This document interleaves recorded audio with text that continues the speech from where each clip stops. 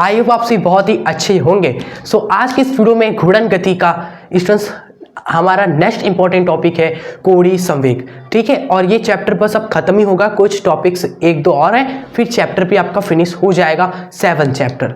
ठीक है, क्लास 11 का सारे इंपॉर्टेंट टॉपिक्स हम कवर कर रहे हैं, तो मेक श्योर आपसे कोई टॉपिक छूट ना जाए, आप देख लीजिएगा प्लेलिस्ट में जाकर। ठीक है, कोई भी छूटा आप कवर कर लीजिएगा। देखिए, कोणीय संवेग बहुत ही आसान टॉपिक है और इसको आसान तरीके से इस वीडियो में हम कवर कर देंगे। जो भी इससे पूछा जाता है, जैसे कोणीय संवेग क्या है, मात्रक विमा पूछ लेता है कभी एग्जाम में, कभी ये पूछ लेता है कोणीय संवेग और बल आघूर्ण में संबंध निकालिए। तो डोंट वरी, हम कोई भी टॉपिक लेकर आते हैं स्टूडेंट्स तो उसका पूरा पोस्टमार्टम कर देते हैं, सारे इंपॉर्टेंट टॉपिक्स का, तो इसका भी करेंगे, क्या ही दिक्कत है। तो चलिए अपने आज के इस बेहतरीन वीडियो को कर देते हैं अब स्टार्ट। मान लेते हैं स्टूडेंट्स कोई हमारा एक पिंड घूर्णन गति कर रहा है।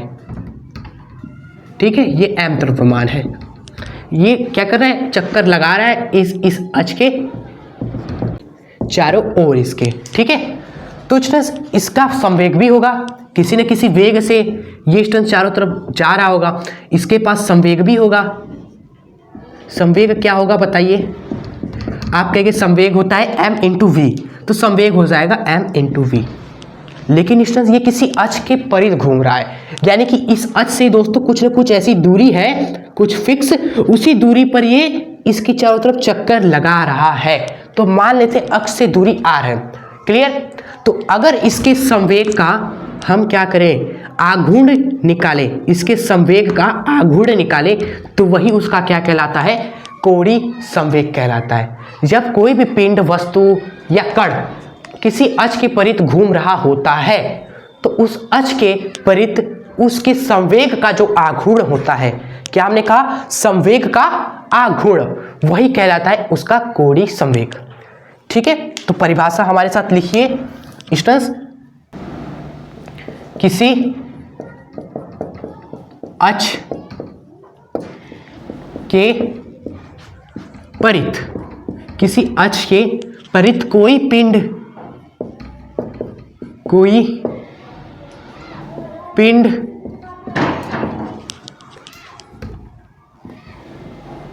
घूम रहा हो तो उसके संवेग का आघूर्ण क्या कहलाता है, उसके संवेग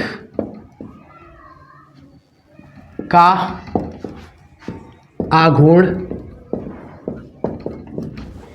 ही कोणीय संवेग कहलाता है, कोणीय संवेग कहलाता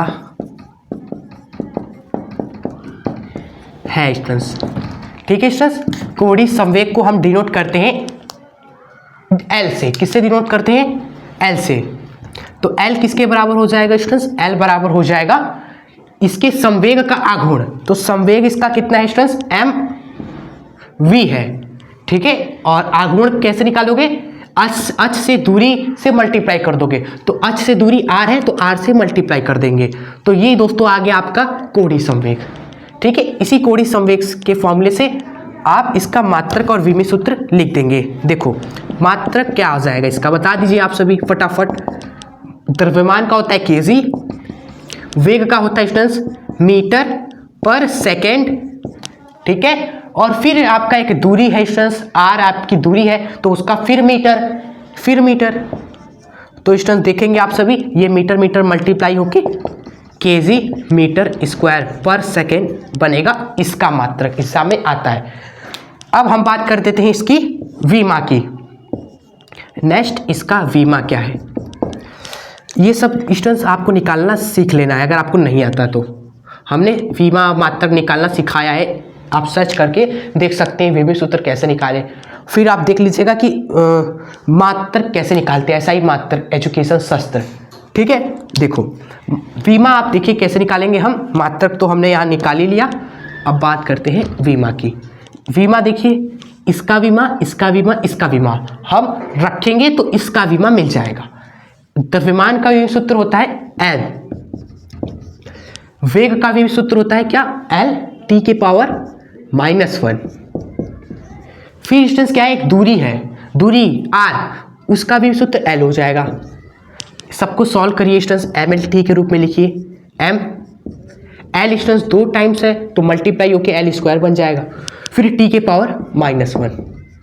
ये आगे इसका विमिय सूत्र भी क्लियर डिस्टेंस। तो ये हो गया विमिय सूत्र। अब डिस्टेंस लास्ट हमारा फाइनल बचा है, इसमें यानी कि कोणीय संवेग और बल आघूर्ण में संबंध क्या होता है। ठीक है, इसी फॉर्मूले से हम निकालेंगे, थोड़ा दिमाग भी लगाना पड़ेगा वहां पर। तो उसके लिए हम इस फिगर को इरेज करते हैं। तो ये फिगर आई होप आप बना लिए होंगे। अब हम देख लेते हैं रिलेशन क्या होता है कोणीय संवेग,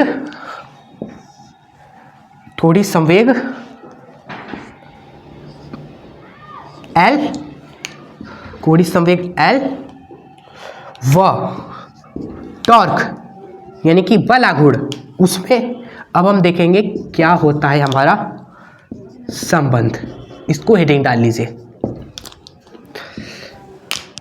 उससे पहले इस फॉर्मूले को थोड़ा सा मॉडिफाई करते हैं।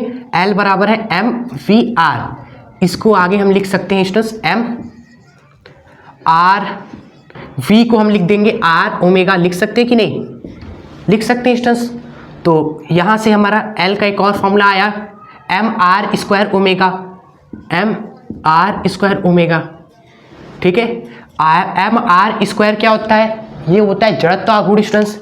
एम आर स्क्वायर होता है जड़त्व आघूर्ण, ओमेगा हमारा होता है कोणीय संवेग। ठीक है, तो यहाँ से L का एक फॉर्मूला आपको मिला, L बराबर हो गया एम आर स्क्वायर, हमारा हो गया जड़त्व आघूर्ण आई और ये ओमेगा। तो उसके लिए हमें एक और फॉर्मूला हमने मॉडिफाई करके इसी को लिख दिया। ठीक है, उसके बाद देखिए टॉर्क आप क्या जानते हो, टॉर्क के बारे में क्या जानते हो स्टूडेंट्स, टॉर्क जानते हो ये होता है स्टूडेंट्स आर एफ, ये इसके बराबर भी होता है, ये स्टूडेंट्स हमारा आई अल्फा के भी बराबर होता है स्टूडेंट्स, होता है कि नहीं, हमने सब डिस्कस कर रखा है। ठीक है, हमें दोस्तों ये वाला फॉर्मूला यूज करेंगे क्योंकि देख रहे हो इसमें कुछ ना कुछ रिलेशन बन जाएगा डेफिनेटली। कैसे बनेगा अभी देखिए स्टूडेंट्स, टॉर्क का हम यूज करेंगे आई अल्फा वाला फॉर्मूला। इसमें जरा हम क्या करेंगे, अल्फा का मान रखेंगे। अल्फा होता है कोणीय त्वरण, कोणीय त्वरण किसके बराबर होता है, कोणीय वेग में परिवर्तन की दर। तो कोणीय वेग में परिवर्तन की दर हमारा होता है कोणीय त्वरण, तो अल्फा की जगह ये लिखेंगे। तो टॉर्क बराबर हो गया आई ओमेगा में परिवर्तन बटे में समय स्टूडेंट्स। ठीक है, और इसको आगे देखेंगे स्टूडेंट्स, हम सभी परिवर्तन को बाहर लिख देते हैं और आई को ओमेगा के साथ लिख देते हैं बटे में टी, और आप पाएंगे कि जो आई ओमेगा है स्टूडेंट्स उसकी जगह पर हम ये रख देंगे अगर एल, तो हमें कोणीय संवेग और टॉर्क में संबंध मिल जाएगा। तो टॉर्क बराबर हो गया, इसकी जगह पर आप एल रख दीजिए, एल और बटे में स्टूडेंट्स टी, और ये परिवर्तन का चिन्ह लगा दीजिए स्टूडेंट्स। यानी कि जो टॉर्क होता है वह कोणीय संवेग परिवर्तन की दर के बराबर होता है स्टूडेंट्स। ठीक है, इसको आप D L by D T भी लिख सकते हैं भाई, कोई दिक्कत नहीं है। परिवर्तन की दर को आप सभी जानते हो डी बाई डी टी करके लिख सकते हैं हम सभी। ठीक है, यहाँ पर हम क्या दोस्तों सीखें घूर्णन गति में, हमने कंफर्म कर लिया एक बात को, तो रेखीय संवेग में चीजें हैं वह कोणीय संवेग के सिमिलर है 100% भाई। बल आपका बल F किसके बराबर होता था, संवेग परिवर्तन की दर, और घूर्णन गति में स्टूडेंट्स बल की जगह पर आ जाता है क्या, ये टॉर्क, बल की जगह पर आ जाता है टॉर्क स्टूडेंट्स, हमने आपको बताया पिछली वीडियो में। ठीक है, और यहां पर टॉर्क किसके बराबर है, कोणीय संवेग परिवर्तन की दर के। ये L आपका क्या है, कोणीय संवेग है, और उसमें परिवर्तन की दर के बराबर है बल आघूर्ण। और रेखीय गति में क्या था, बल हमारा केवल संवेग परिवर्तन की दर के बराबर था। घूर्णन गति में बल आघूर्ण हो गया बल की जगह पर, और संवेग की जगह पर कोणीय संवेग हो गया। तो सिमिलर है 100% भाई, ये चीज हम आपको हर एक वीडियो में समझाते आ रहे हैं। ठीक है, रिलेट है एक दूसरे के, जहां पर सीधा चलना था तो वो सब की बात करते थे, अगर किसी के गोल गोल घूमना है चारों तरफ, किसी अक्ष के परित गति होगी स्टूडेंट्स चारों तरफ, तो वो घूर्णन गति होता है। और चैनल को अगर आपने सब्सक्राइब नहीं किया तो सब्सक्राइब जरूर कर लें, आपके लिए दोस्तों फायदेमंद होगा और बेल आइकन प्रेस जरूर कर लीजिएगा, जिससे आने वाले इस इंपॉर्टेंट टॉपिक्स की वीडियोस आपसे मिस ना हो। ठीक है, चलिए पढ़ाई करते रहें और आगे बढ़ते रहें। जय हिंद, वंदे मातरम।